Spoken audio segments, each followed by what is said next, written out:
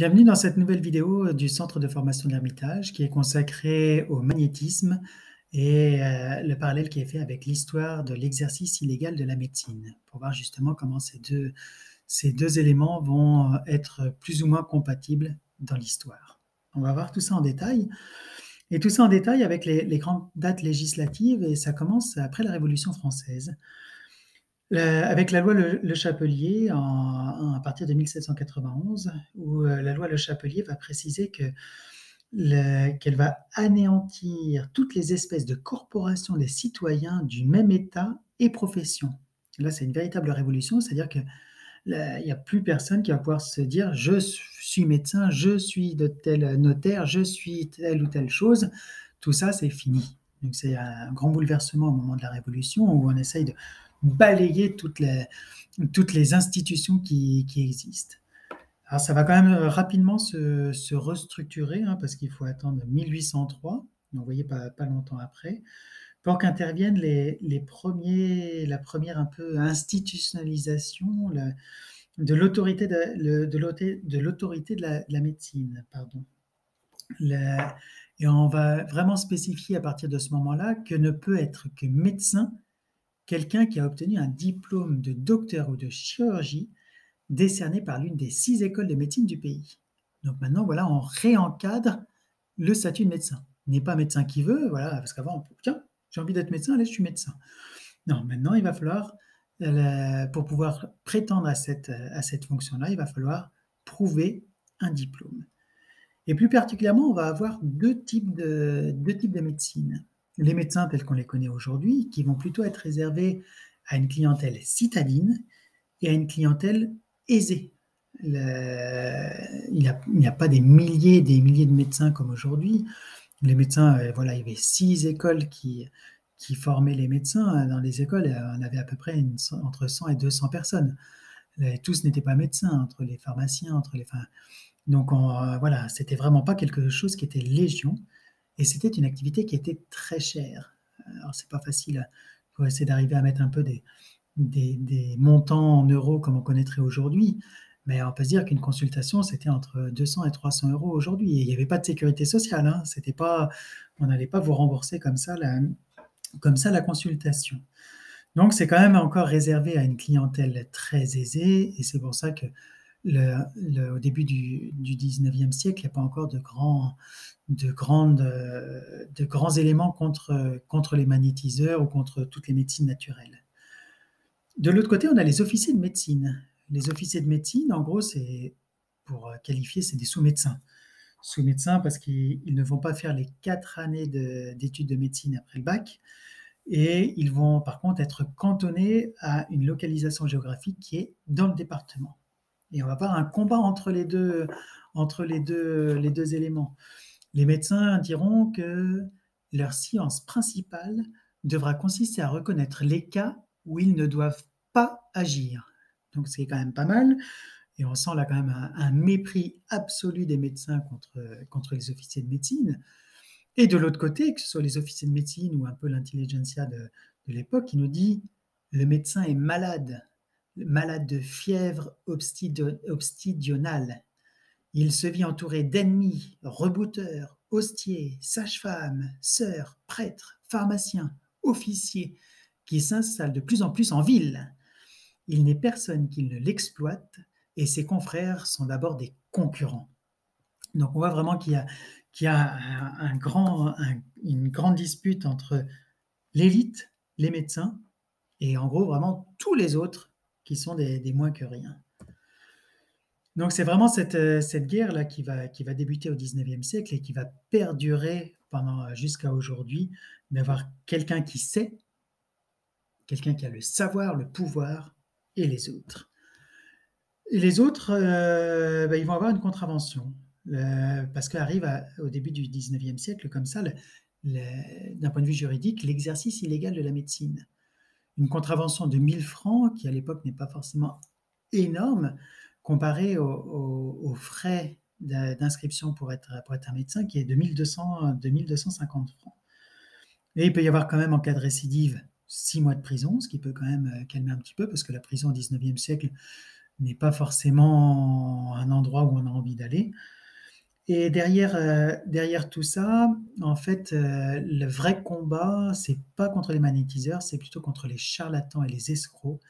Et qu'est-ce qu'on entend à l'époque dans ces termes-là? Un charlatan, c'est quelqu'un qui va venir escroquer financièrement une personne. En gros, c'est quelqu'un qui va venir lui soutirer de l'argent de manière frauduleuse. Et c'est vraiment l'objet de cette première vague d'exercice illégal de la médecine qui n'a que très peu été mise en place. En 50 ans, il y a à peu près eu 5 à 6 procès pour exercice illégal de la médecine. Parce qu'il ne faut pas oublier par rapport aux magnétiseurs, ou guérisseurs, ou rebouteux, enfin, suivant le terme, suivant ce qui était utilisé, c'est qu'il n'y avait pas de médecin. On a dit que c'était limité en ville et que c'était excessivement cher. Les officiers de médecine, vous êtes à pied, hein, à pied, quand il faut faire 5 kilomètres, il vous faut 1 heure, plus 1 heure pour revenir. On va pas chercher un médecin comme ça, hein. Ça demande quand même pas mal de déplacements, et même s'ils sont moins chers, c'est quand même une dépense qui est quand même très importante. Et on fait appel à qui? On fait appel aux magnétiseurs. Donc pendant toute cette période du 19e siècle, magnétiseurs, guérisseurs, rebouteux, là, peu importe le terme, mais la vraie médecine populaire, la vraie médecine qui est utilisée durant toute cette époque-là, c'est celle des magnétiseurs, qu'on appellerait aujourd'hui des médecines naturelles de manière beaucoup plus large. Arrive à la fin du 19e siècle une loi qui va dire que maintenant la médecine n'est plus réservée qu'à qui? Qu'aux médecins. Et les officiers d'État, les officiers de médecine, les officiers de santé, eux vont complètement disparaître. Ils n'auront plus le droit d'exercer. Alors, c'était quand même déjà un petit peu il y avait déjà un processus qui s'était entamé pour une raison qui peut paraître assez simple. Et quand on la sait, on comprend exactement pourquoi. Parce que les officiers de médecine, les officiers de santé, lorsqu'ils faisaient leur service militaire, étaient obligés de les faire pendant 3 ans, tandis que les médecins ne les faisaient que pendant 1 an. Donc déjà, ça a incité un grand, grand nombre de la deuxième catégorie d'abandonner ces études-là au profit de la médecine, parce que quasiment pour le même temps de travail, le même temps d'études, on s'évitait de faire le service militaire. Donc c'était évidemment quelque chose qui permettait d'être plutôt intéressant. Et on a une autre étape, la dernière étape dans l'activité, enfin le point de vue juridique de l'exercice illégal de la médecine, qui vient avec la création de l'ordre des médecins. À la fin de la Seconde Guerre mondiale, est créée cette institution particulière qui avait été commencée un tout petit peu avant la Seconde Guerre mondiale, mais qui a été supprimée au moment de Vichy, puis rétablie en 1945, qui avait été imaginée dès 1847, donc c'est-à-dire il y a bien longtemps. Et au niveau de cette création de l'ordre, la création de l'ordre va créer en même temps un statut juridique. Et on va mettre en place qu'est-ce qui devient un exercice illégal de la médecine. Et l'exercice illégal de la médecine va prendre en compte plusieurs éléments. L'établissement d'un diagnostic. Pour être médecin ou ne pas être les médecins, ça va être quelqu'un qui fait un diagnostic. C'est aussi quelqu'un qui va traiter. Il va faire un traitement pour la maladie. C'est lui qui va proposer un traitement. C'est lui qui va prescrire un médicament. Donc on commence à voir un petit peu les termes qui sont dans l'ordre de ce qu'est la médecine, de ce qui n'est pas la médecine. Ensuite, il va falloir être titulaire d'un diplôme, et pas n'importe lequel, le diplôme de docteur en médecine délivré dans une université française.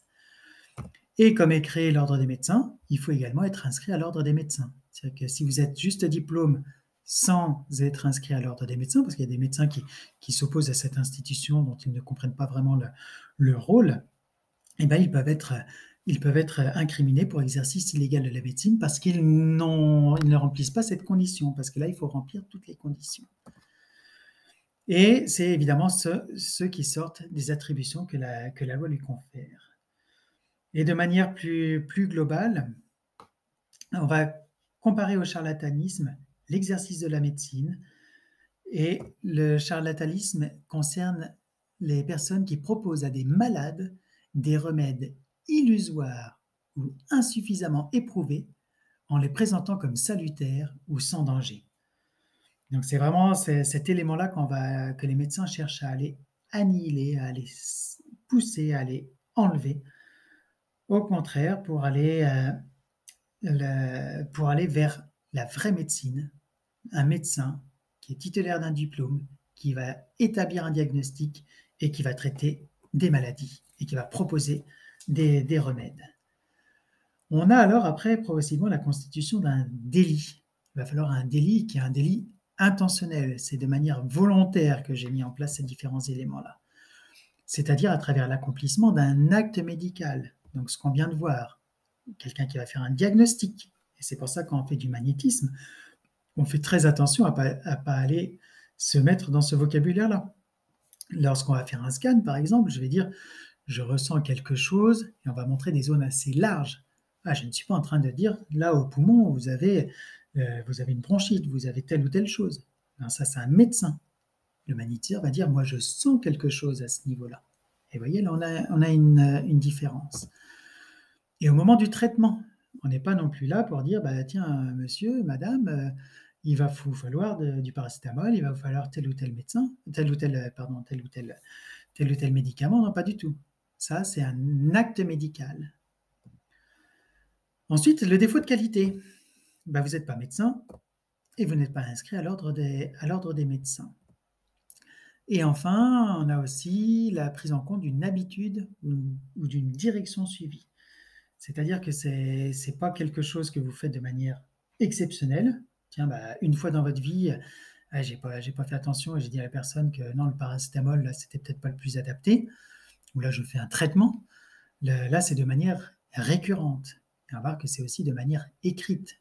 Parce que là où se font les procès aujourd'hui pour des magnétiseurs ou pour des guérisseurs, enfin, là, c'est pas trop le terme de magnétiseur, hein, c'est plutôt le terme de charlatan vraiment qui est à prendre en place, qui vont vous faire croire, et c'est là où c'est important quand même d'avoir cet élément-là, qui va vous faire croire que le magnétisme va vous soulager, va vous guérir d'un cancer. Et ça n'existe pas. Même la médecine, on ne parle pas de guérison.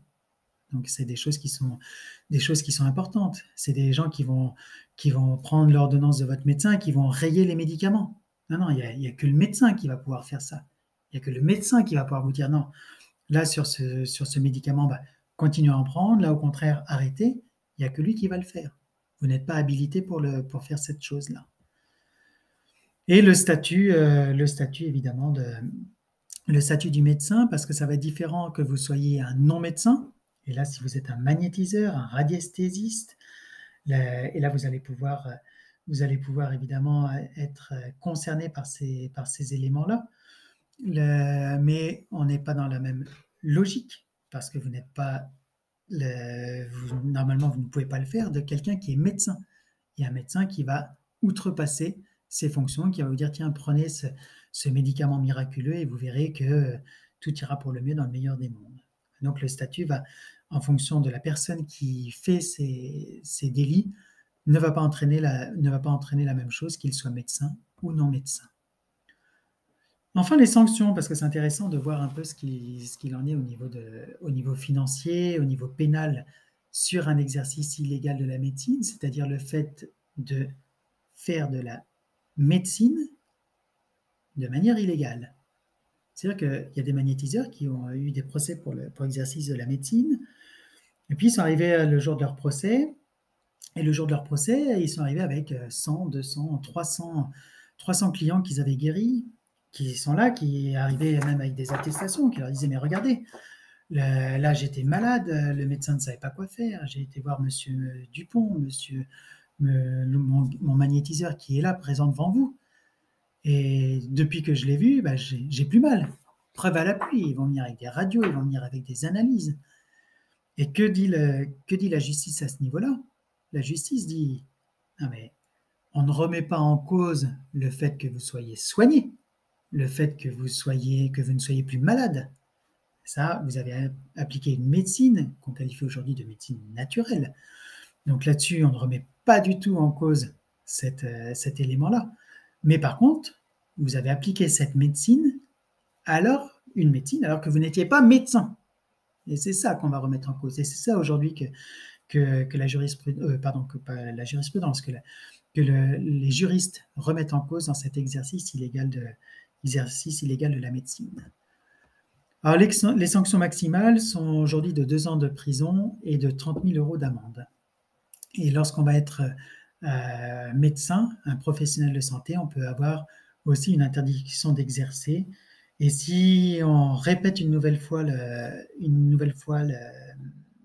enfin, on revient encore une nouvelle fois pour ce même délit, on peut avoir une interdiction d'exercer qui peut aller jusqu'à 5 ans. Donc, qui sont vraiment des éléments, des dates, des montants importants. Le législateur a essayé également, à travers cette législation spécifique, d'encadrer les personnes morales, parce qu'elles, ce n'est pas 30 000 euros, mais 150 000 euros d'amende qui sont concernés. Pourquoi les personnes morales? Parce que derrière ça, c'est plutôt tout ce qui est lié aux sectes, pour arriver à trouver un moyen d'arriver à sanctionner des situations qui sont des situations anormales. C'est la solution qui a été trouvée. De sa loi à son application, donc c'est ce qu'on a vu, en fait, il y a une petite différence. On ne va pas remettre en cause quelqu'un qui pose la main, on ne va pas remettre en cause quelqu'un qui fait une prière. Là, ça, d'un point de vue juridique, ça ne marche pas. Ce qu'on remet en cause, c'est d'avoir fait un diagnostic, d'avoir dit vous avez telle ou telle pathologie, c'est d'avoir mis en place un traitement ou, et là encore plus grave, d'avoir dit au client d'arrêter un traitement qui a été prescrit par un médecin. Et vraiment, c'est là, si on remplit ces conditions-là, on va rentrer dans le cadre de l'exercice illégal de la médecine, parce qu'on est en plus non médecin. Et ça permet quand même aujourd'hui d'éviter un grand nombre de dérives possibles, parce que c'est vrai que quand on va voir un magnétiseur, on a vu que le magnétiseur n'est pas forcément quelqu'un le magnétiseur n'est pas quelqu'un qui a un diplôme reconnu par l'État. Donc, quand je vais voir un magnétiseur, qu'est-ce qu'il fait exactement? J'en sais rien, surtout que dans le magnétisme, il y en a qui vont utiliser différentes techniques. Il y en a qui vont procéder que par des prières, il y en a qui vont procéder avec les passes avec les mains, il y en a d'autres avec le souffle. Donc, il y a tout un tas de possibilités pour intervenir dans le magnétisme. Et donc, ça permet quand même, grâce à ce cadre législatif, d'aller bien cadrer les choses.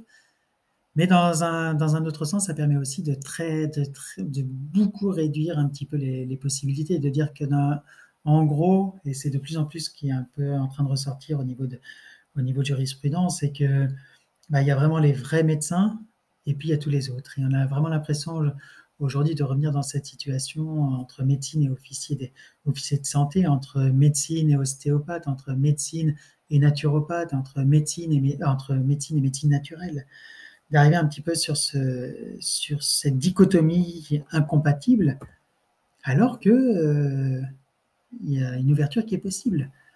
Parce que regardez juste autour de la France, en Suisse, en Allemagne, en Belgique, le magnétisme est quelque chose qui est inscrit à l'hôpital. Vous avez des magnétiseurs dans les hôpitaux.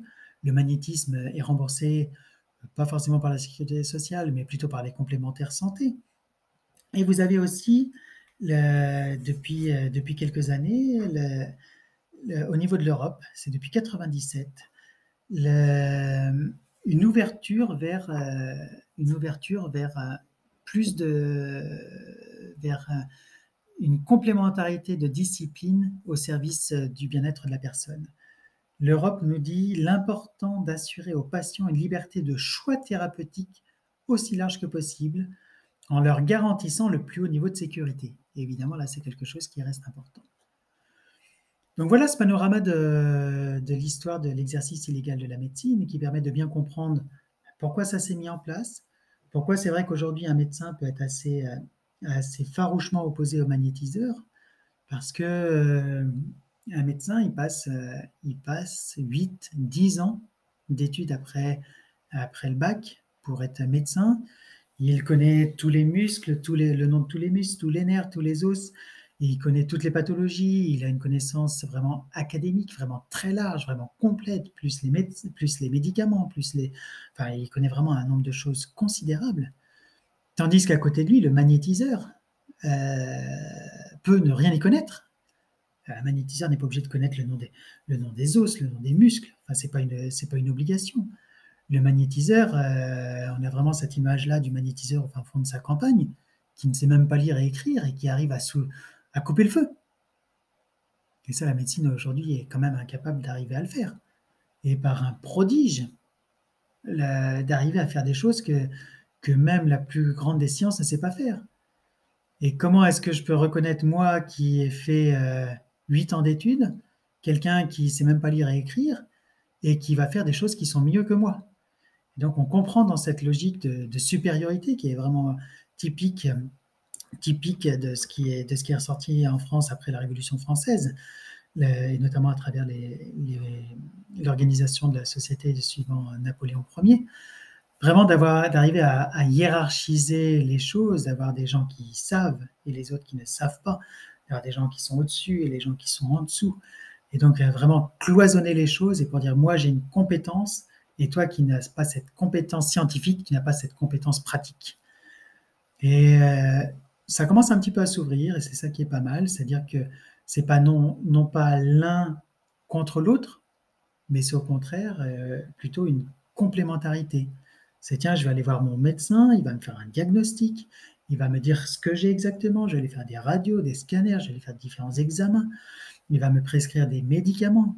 Et puis, je vais pouvoir aller voir aussi en même temps mon magnétiseur, mon réflexologue, mon naturopathe, qui va m'apporter une autre manière d'arriver à me soulager, d'arriver à être mieux. Et c'est ça qui est pas mal, d'arriver à trouver ce compromis, ce mix entre une médecine naturelle et une médecine officielle.